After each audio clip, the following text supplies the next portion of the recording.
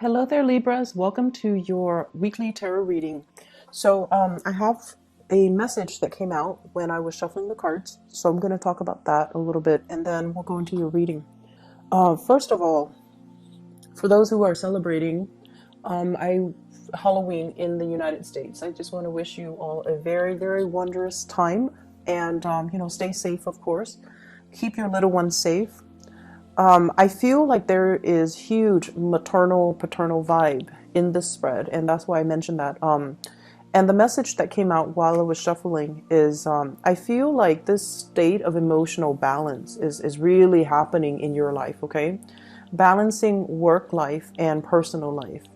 Balancing your emotional worries with the emotional practicality. So I feel like things are just kind of really balancing out in your emotional state. And I feel like you're not, constantly steeped in anxiety and worries about the future. What's going to happen 3 months from now, 4 months from now? You're more about accepting. This is where I'm at in this present moment. Nothing bad is going to happen for me, or nothing bad is happening right now. So I'm just going to focus on this moment and make the most of it. So you're being very appreciative, you're being very grounded, and you're very much, in the present moment and taking care of things and, getting, allowing life to just kind of move along, at its own pace rather than projecting so far into the future like most air signs tend to do. And what I feel here in your love relationship sector, I do sense a little bit of trust issues coming from your partner to you or you to your partner, okay? So the energy can be vice versa. It flows both ways. But this is the way that you see your partner. We have here the Seven of Swords.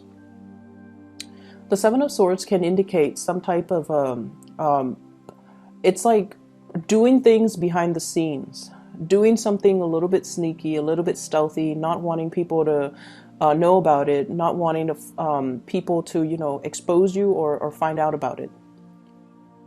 And this is the way in which you see your partner. You might find them to be a little bit sneaky. You might find that they are possibly a little bit manipulative. I see some snooping. This is sort of like, breaking into a museum, trying to steal the artifact, trying to avoid all the lasers and the security camera. This woman is kind of stealthy. And I don't know why she's not walking around where the pavement is. She's like treading on water, trying to cross over something because she doesn't want to be detected. She doesn't want to be seen. And those things in the background, I feel like they're flowers, but they look like eyeballs. So somebody's snooping. Somebody is like stealthily looking at somebody's emails, social media messages, cell phone messages, text messages, phone calls, possibly checking your phone logs. So I feel like it's somebody that has access to you. So you might be in a relationship, you might live together, you might cohabit. And if this doesn't resonate with you, then your partner is not snooping, okay? But either way, I feel like you are aware that there's something, some insecurities are being stirred up about your partner. The way that you feel about them, we have here the Four of Pentacles. This is a person who is very possessive, gets jealous quite easily. And the funny thing, so Four of Pentacles is like the miser, the person that's hanging on very, very tightly to their possession. You belong to me. You're not a person, you're an object, and you belong to me. So in its worst manifestation, it could be that you belong to me. You don't belong to anybody else. You belong to me. In a milder manifestation, it could be someone who's quite jealous, who's quite possessive of you. They don't want you to go out and, have male or female friends because it stirs up insecurities within them. They might also be clinging on to this relationship for financial reasons. So there are lots of manifestations of this card. What I was going to say is people express jealousy in different ways. So there are some people that, it's a really difficult feeling to, I guess, admit to. and to express. It makes us feel so vulnerable, and it makes it's like, as an air sign, I feel like if you're jealous, you would never express it. Because air signs have this thing about, not wanting to be vulnerable, wanting to be above, quote unquote, the human emotions. If you tell somebody, don't talk to that guy, it makes me jealous, then the person might flaunt it and say, oh, you care about me or you like me and that's why you're jealous. And yes, it's true. It's true. You like them, and that's why, if you don't like them, they can talk to whoever they want. It wouldn't spark jealousy within you. It's when you like somebody that, you want them to yourself, and you get jealous if they're being too cozy or too friendly or too flirtatious with somebody else. So you might be dealing with someone who thinks you're a flirt, who thinks you're flirtatious or too cozy with other people. And so what I'm getting at here, and I think I'm doing it very poorly, is the way that people express jealousy is very different.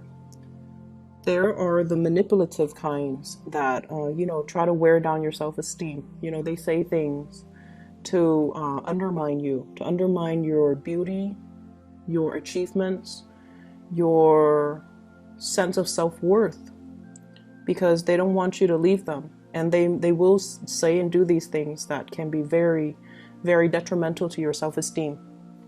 And then the others might try to physically prevent you from, flirting, from going out with your friends, from having a social life, because they are afraid someone's going to scoop you up. And then there are others too, where, they're a little bit more high-minded, hopefully, and they let you do your thing. But once they've had it, they will walk out. They won't say anything. They'll just walk out. And so you might be dealing with all three of those combinations, or you might be dealing with, somebody that exhibits some of those traits. But either way, there is some trust issue. There are trust issues, between you and another person. And I feel like, they're a little bit more on the self-contained jealous side, where they are possessive of their partner, but they also believe in the sacred and the sacredness and the sanctity of a relationship. A relationship is between two people, and that's how it should be. And they truly believe in that. And so if they see you flirting, if they see you out and about, socializing with a lot of people, they won't trust you. They won't want to get involved with you. Even though they like you, they might turn you down if you make an offer, because they don't trust that you are monogamous. Okay? And then there are others as well that will try to undermine you, or, will act very aloof towards you, and they might say hurtful things to you, even if they like you, because they don't want to feel vulnerable. So you're dealing with like someone who is quite defensive. And I feel like if you're in constant conflict with another person, it doesn't even have to be over flirtation and jealousy. You're dealing with somebody that has trouble apologizing. When they're wrong, they don't apologize. And it can be very manipulative. It's like you're trying to get to the bottom of an argument. You already know you already know the truth. And then, they kind of throw it back at you. And they kind of make it seem like your fault. So for example, you check their phone, you're like, who's this lady that you're talking to? Rather than answering you, oh, this is my coworker, this is my friend, this is my side woman, they throw the argument back at you, and they're like, why are you going through my phone? Right? So for those who are dealing with that, it's a diversionary tactic to throw you off. And it's because they know they've been caught. They don't want to apologize, and they're not going to apologize. So you better check yourself out of that relationship, Libra, if you're dealing with that. So either way, I do see trust issues. I see manipulation as well. And I see somebody getting very defensive when they're confronted with some wrongdoings, okay? And it's not healthy for you to stay in this. I feel like many of you have broken up with somebody that has done you wrong. You're trying to move forward. This is the energy that you exude here, the Judgment card. This is moving forward, new beginnings. Whatever new relationship you've been praying for, I feel like it's on the verge of happening for you. But you have to release exes. You have to release past resentments. You have to release past trust issues. You have to release crushes and relationships that are built on power struggles, dominance, and submission, rather than, true harmony and two people coming together and at a level playing field. So aiming for relationships that are not about, conflict and submission and dominance and power trips and control issues. Moving forward to something healthier, something better for you, something more in alignment with your Libran, balancing the scale energy, okay? And I feel like that's where you're headed right now. But there are still issues from the past that you need to overcome. The way that your love interest or the other person sees you, or the way that people around you sees you, we have here the Five of Wands. This indicates an internal conflict. And I just have to say this, Libras, you're very, very calm and just very balanced on the surface. But I feel like for some of you, it masks something underneath. There are times where you want to, give somebody a piece of your mind, but you don't because you're diplomatic. And there are times where you want to, it's like you're in a room, in a board meeting, and there's that elephant in the room nobody wants to address. You want to just, stand up on the podium and just address the elephant in the room, but you don't do it because of that sense of propriety. You don't get off on putting people in awkward situation. You're not confrontational. You're not like, you're just not a jerk. You don't want to put people in bad situations. You don't want to inconvenience people. You don't want to upset, like rock the boat. And I feel like for those who are dealing with this, years and years of emotional repression can also have its detrimental impact on you, where you're kind of living this provisionary life, doing what people expect of you, and yet not being able to really voice your opinion and to do things the way that you want. And some people, it's a smart strategy to get ahead in life, like professionally, right? To be like the nice guy and to have everybody kind of look up at you and admire you. But at the same time, if you're never able to voice your opinion, if you feel like you have to censor yourself around, in everything that you do, it can take its toll on you. And then you can, lash out at inopportune moments, lash out at the wrong people, or just, your aggression, it has to go somewhere, right? Energy has to go somewhere. So the frustration and the aggression might be internalized, or it might like find an outlet in the wrong way. So that's just something I want Libras to be a little bit careful of, because that's what's showing up here. Inner conflict. Wanting to do certain things, but facing certain restrictions. Like social propriety, social expectations. Not wanting to, rock the boat. Wanting to be the nice guy.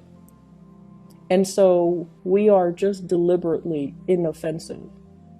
And the way that people outside look at you, you're able to handle a lot of things. You don't buckle under pressure.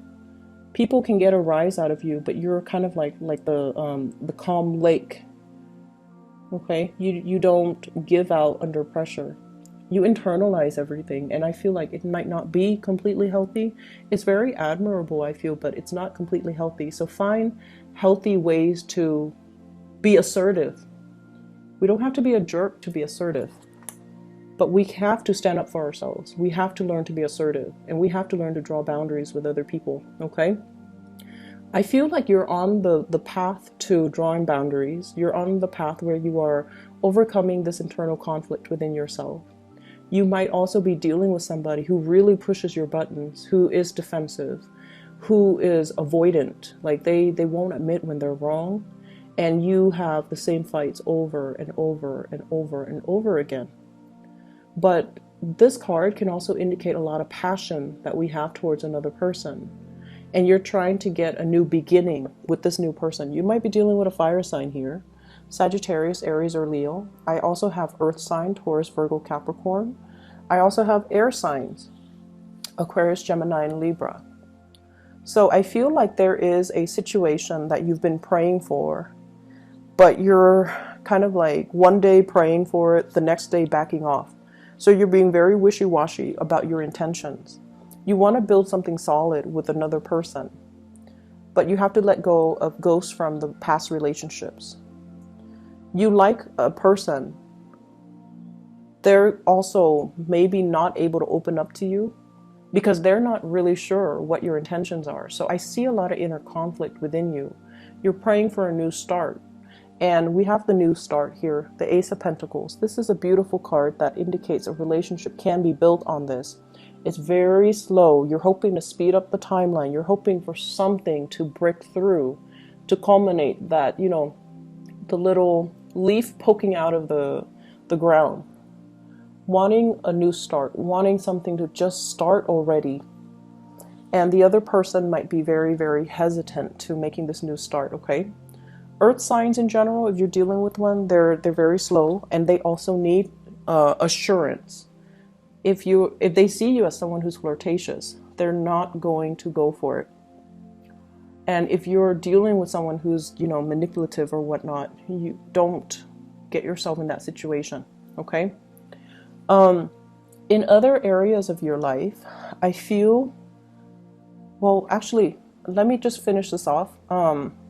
There is communication here, but we need to communicate in a way where it's more conducive to meaningful communication, rather than just, you know, mindless banter back and forth, like being the social butterfly and just chit chat that don't really have any substance. We need to communicate in a meaningful way. We need to tell the other person what our intentions are. Never mind the, you know, rejection. Never mind, like, just put it on the line.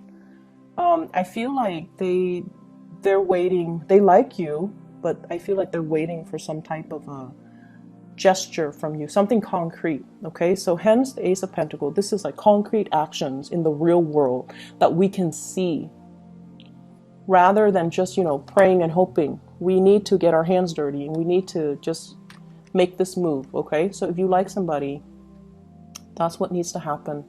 Because otherwise, I don't see things moving in the direction that you're hoping for. In other areas of your life, what I do feel here is this balance that's happening for you. I have here the King of Cups and the King of Wands, okay? Knowing when to sit back, knowing when to step up. It's a long process. It's a long process for every sign to learn.